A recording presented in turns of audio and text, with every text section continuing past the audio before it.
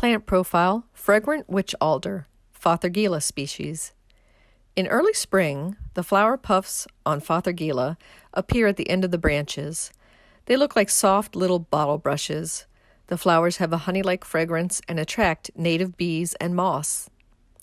Following the flowers, the shrubs leaf out, and the rest of the appeal of this plant soon becomes clear.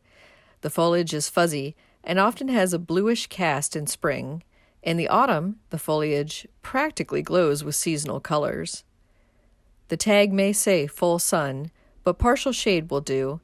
Also, in our region's hot summers, some shelter from the afternoon sun is best.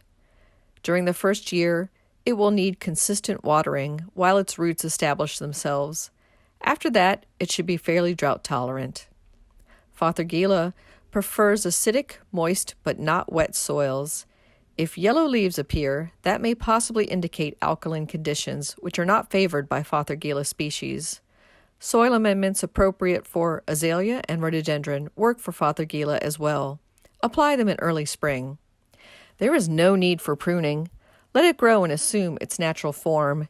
Remove only broken, dead, or crossing branches. It is fairly slow-growing, but will sucker and colonize over time. If you have the space, let it. This small shrub looks best in groupings of 3 or 5 and paired with other woodland native plants like dogwood, itea, and sweet pepper bush. You will find that the Fothergilla Mount Airy, dwarf or coastal Fothergilla, and Fothergilla Blue Shadow do the best in our region and are fairly commonly available at your local independent garden center. See the Washington Gardener magazine April 2017 cover story for much more about this fascinating plant. Try planting a Fothergilla in your garden today. You can grow that.